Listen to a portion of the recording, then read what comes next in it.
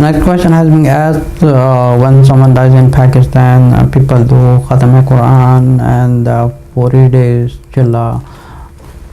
Assalamu alaikum warahmatullahi wabarakatuh. Rabbi shrah li sadri wa yassir li amri wa ahlul 'uqdatam min lisani yafqahu qawli. Well, if you look at the countries like in India, Pakistan, Bangladesh, and some African countries, and probably there's some Arab countries I'm not aware of, but definitely I'm aware of India, Pakistan, and Bangladesh. In these countries, when someone dies, they have a specific way to set up their funerals, and they have the special ways of to do the recitation, Khatam Al-Qur'an, and when the 40 days pass, they have to do something called the or something like that, and then the yearly anniversary and all these things. Well, we do not find anything like that in the Quran or the Sunnah of the Prophet ﷺ, nor the Sahaba. Nobody taught us, nobody came out. This is just something, a ritual. This is something like was a monopoly of some imams, or maybe some local imams or something like that. So this becomes like a very common in the entire world. Like some Muslim does that. They use the flower, they use the Quran fabric, where is like embroidered on the big fabric, and they put it on the grave, and they put the big flat slab on the grave, and they made it on the top, and they put it all nicely with the marbles, and they display the whole grave. This entire system is not from the Quran, the teaching of the teaching of the Prophet sallallahu alaihi wasallam. This was just like basically whatever the local imam telling him to do. So simply people are following them, because this does not the Khatam Al-Qur'an is basically people do that, it will send the reward to the dead. Now let me clear something. Khatam Al-Qur'an, or finishing the whole Quran by calling people to Quran, sending the reward to the one someone died with the intention that will send the reward to the dead, it does not reward no one except yourself. And if you have an intention that will reward to somebody else, it does not reward to anybody else, because it's just like a people's business. They try to gather someone, and they try to raise donations and ask people, okay, someone passed away, let's do a Khatam Al-Qur'an. What Khatam Al-Qur'an? Did the Prophet do that? No. Did the Sahaba do that? No. Did the Tabi'in do that? No. But the four great scholars, may peace be and blessing be upon them, does that? No. So where does these things come from? Khatam Al-Qur'an, where did it come from? You get like 30 students, and the 30 people gathered there, and each of them handing a Quran, each of them finishing a one Quran, some of them finishing 2 parts, 1 part, 3 parts, and all of them finish the whole Quran, and then recite the Fatiha. Where did these things come from? It does not benefit no one, trust me. It is just like people are following their imams, and whatever they learn from their maulanas and from their scholars, from their leaders. It's just they're following blindly whatever somebody is telling. They're just simply following. Do not follow blindly. No one. You have to come to understanding who taught us to do that.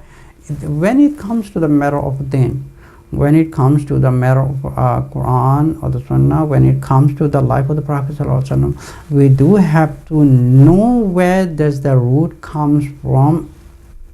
If it was being taught by the Prophet or by the Sahaba, who else said that? No one. In order to send the reward to the deceased, the Prophet ﷺ said there are 3 things which would reward the dead. That becomes his Sadaqah Jariyah. Number 1 is the dua. The Prophet ﷺ said the most the person who died, the most he is being helpless, it is without duas. He needs only the duas which will help him. And then the 3 things. What are the 3 things? That's only 3 things which will help benefit. If you make a salah, sending the reward to somebody is not helping, because the Prophet ﷺ did not teach us. So what is our deen tells us? To do whatever the Prophet ﷺ says. Ati Allah, ati wa Rasul. Number 1, the pious children. Number 2, the person has invested his money something for the poor people, and as long as that investment or that building something stays alive, and the reward is gonna go to him. Or he has left some education, and that education will be benefiting to someone who's died away. Now what if this person does not has done while he was alive, he passed away, so someone else can do with an intention.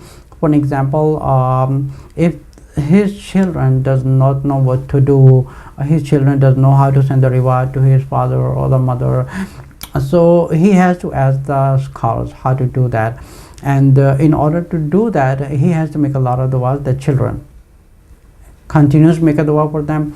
And number two, if that person does not build anything for poor people, so someone else can invest on his name, so that reward can be sent to the deceased person.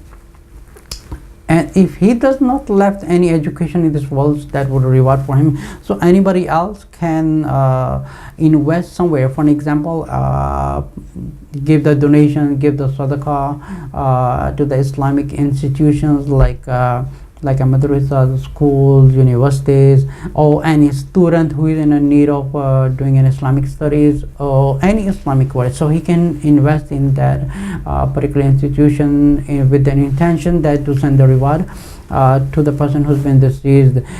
So these are the three rewards that can be sent to the deceased person. So other than that, by doing a Khatam Al-Qur'an, why people are leaving the Sunnah? They left the Sunnah. They don't do what the Prophet ﷺ said do.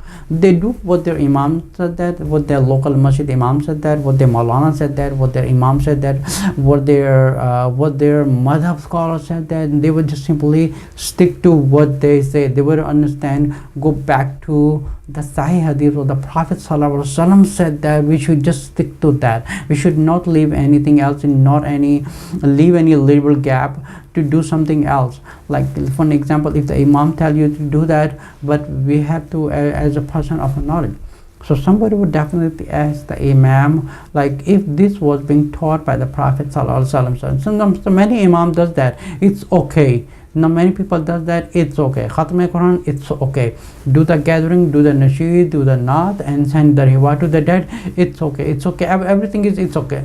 The mother of Islam, the religion of Islam, it is not about it's okay. We have to have a really serious concern, because this is something related to our judgment day. This is something related to our decision on the judgment day. Either we will go to hell or we will go to heaven. So but we have to stick to the Quran and the Sahih Hadith in order to be following the right path, not somebody else.